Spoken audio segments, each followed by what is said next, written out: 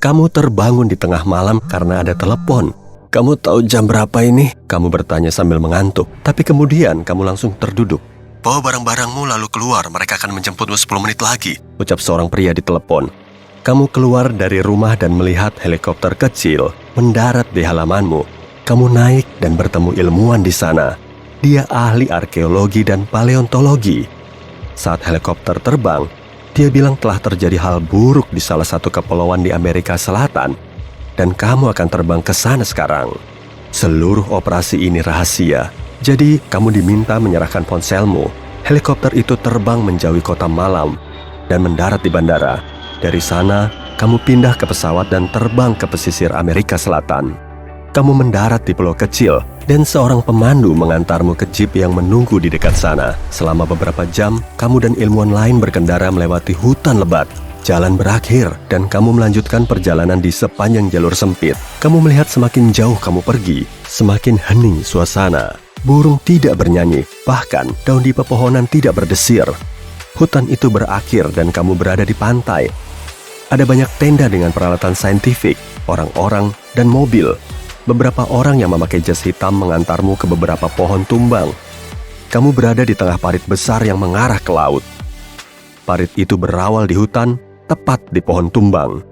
Dari ukurannya, mungkin kereta yang lewat sini, tapi kenyataannya jauh lebih menyeramkan. Setelah meneliti, kamu memberitahu bahwa makhluk yang meninggalkan jejak itu punah sekitar 60 juta tahun lalu. Makhluk yang menumbangkan banyak pohon adalah ular terbesar yang pernah hidup di bumi. Kamu dan yang lain harus mencari tahu cara reptil ini bisa bertahan hidup dan di mana ia sekarang. Titanoboa biasanya hidup di hutan tropis dekat rawa. Rupanya pulau ini adalah habitatnya, tapi sesuatu memaksa ular itu masuk ke laut. Kamu dengan hati-hati memeriksa parit itu, lalu pohon tumbang dan menyatakan ular itu tidak sendirian. Ia melawan sesuatu yang sebesar dirinya. Semua orang melihatmu dengan terkejut. Selanjutnya, raungan nyaring terdengar dari perairan. Setelah memecah permukaan laut seperti lumba-lumba besar, seekor Mosasaurus muncul dari kedalaman. Seekor reptil besar yang hidup 145-65 juta tahun lalu di hampir semua perairan di dunia. Penampilannya sangat mirip buaya, memiliki sisik licin dan gelap, sirip di ujung ekornya, dan tungkai pendayung sebagai ganti kaki. Panjangnya 17 meter, kira-kira seukuran gedung 5 lantai, dan beratnya kira-kira setengah gerbong kereta bawah tanah. Dinosaurus besar ini berenang di perairan dekat pantai sekarang, di depanmu. Dengan sirip besarnya, ia menciptakan ombak yang menyapu tenda-tenda di pantai. Orang-orang di pulau itu berlarian ke segala arah. Beberapa kapal dan yacht terbalik. Orang-orang di Sekoci bergegas ke pantai. Mosasaurus adalah salah satu predator paling hebat, tidak hanya di laut, tapi juga di darat. Pada periode Kapur, tidak ada makhluk yang berani menyerang monster ini, sehingga populasi mereka tersebar di seluruh dunia. Ia tidak terbiasa merasa seperti mangsa, tapi sekarang, sepertinya dinosaurus itu telah bertemu lawan sepadan. Mosasaurus menyelam kembali ke air, seperti kabur dari sesuatu. Beberapa ratus kilometer dari sana, kamu melihat tubuh Titanoboa yang panjang dan licin. Tubuhnya memanjang penuh dan mengejar Mosasaurus. Ular ini memiliki panjang 13 meter. Ini 1,5 kali lebih panjang dari kereta.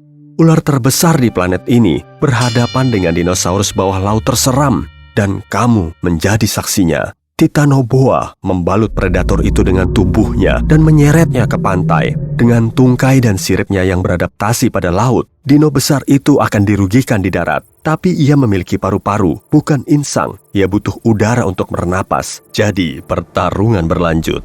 Ular dan kadal itu berakhir di pantai. Kamu melihatnya dari balik pepohonan di dekat sana. Ular itu meremas lawannya dengan keras dan menang. Tapi Mosasaurus berhasil mendorong kepala Titanoboa ke pasir dengan tungkainya. Ular itu melepaskan musuhnya dan Mosasaurus merangkak kembali ke air karena ia lebih cepat dan lebih lincah di sana daripada ular itu. Titanoboa mengejar musuhnya. Pertarungan berlanjut di bawah air. Mosasaurus berhasil berenang ke pantai dan sembunyi di antara batu karang dan alga. Berkat sisiknya yang gelap, ia hampir tidak terlihat di sana. Ular itu melewatinya dan Mosasaurus menyergapnya dari belakang. Rahangnya yang kuat terbuka lebar seperti rahang ular. Ia menempel pada lawannya. Titanoboa langsung bereaksi dan membalut dinosaurus itu dengan tubuhnya. Ia menggigit sirip ekornya dengan taring besarnya. Dua hewan kolosal ini saling memiting dan tidak tahu apa yang harus dilakukan berikutnya. Kekuatan tekanan dari cengkeraman ular itu seperti jembatan Brooklyn yang menekan mobil penumpang. Mosasaurus terperangkap dan ia menendang dan mengayunkan tungkainya. Ia mulai berputar pada porosnya saat terbalut ular itu. Putaran dua reptil raksasa di laut menghasilkan corong besar di air. Gerombolan ikan yang berenang di sekitarnya terperangkap. Titanoboa menjadi pusing karena putaran ini. Ia kehilangan konsentrasi dan membuka rahangnya. Kadal itu menggunakan seluruh kekuatannya untuk melepaskan diri dan ular itu menjauh darinya. Sekarang, dinosaurus itu mengejar lawannya. Titanoboa muncul dari air tak jauh dari pantai. Helikopter terbang di sekitar pulau untuk merekam kejadian tersebut. Yacht dan perahu nelayan kecil berlayar ke lokasi pertarungan kedua titan itu. Titanoboa keluar dari air dan hendak menghilang ke hutan. Tapi Mosasaurus mencengkeramnya di saat-saat terakhir. Ada dua baris gigi di rahang atasnya. Salah satu terletak lebih dekat ke tekak. Barisan ini membuat dinosaurus itu bisa mencengkeram mangsa saat mangsanya melawan. Duel itu berlanjut di darat. Pepohonan di sekitar dua monster itu hancur.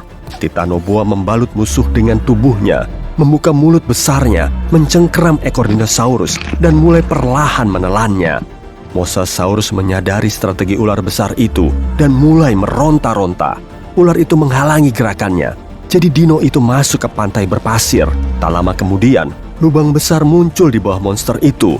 Mata ular itu kemasukan pasir dan ia melepaskan lawannya. Mosasaurus perlahan kembali ke air lagi dan Titanoboa tidak terburu-buru untuk menangkapnya. Kamu bisa melihat kedua reptil ini lelah. Mosasaurus menjauh dari pantai dan menatap ular itu. Dari pantai, ia terlihat seperti gelondong besar. Dua mata seukuran bola sepak menatap tajam ular itu. Titanoboa diam di pasir dan terengah-engah. Lalu, ia meregangkan tubuhnya dan menatap kembali Mosasaurus. Tubuh panjang ular itu perlahan menekuk. Ototnya tegang. Reptil itu bersiap menerjang. Dinosaurus perlahan menuju pantai. Ia menggeram dan berenang dengan tungkainya. Seperti anjing laut, ia melewati perairan dangkal ke arah Titanoboa. Ular itu melemparkan tubuhnya seperti per ke arah musuhnya. Pada kecepatan tinggi, dua predator bertabrakan dengan kepala mereka. Tabrakan itu sangat kuat sampai mereka terhuyung-huyung dan menjauh dari satu sama lain. Sekarang, mereka merasa seperti pecundang. Dinosaurus itu perlahan masuk ke air dan ular itu kembali ke hutan. Kedua monster itu lelah bertarung. Tidak ada pemenang. Kamu dan yang lain berdiri dengan mulut ternganga tanpa suara. Kamu mengedarkan pandangan dan melihat dahan pepohonan patah di mana-mana. Di kedalaman pulau itu, kamu menemukan air terjun dan batu asah besar. Banyak goresan besar di sana. Entah bagaimana, jutaan tahun lalu, banyak reptil kuno berhasil selamat dari bencana global di pulau ini. Dan sekarang, hanya ada dua yang tersisa.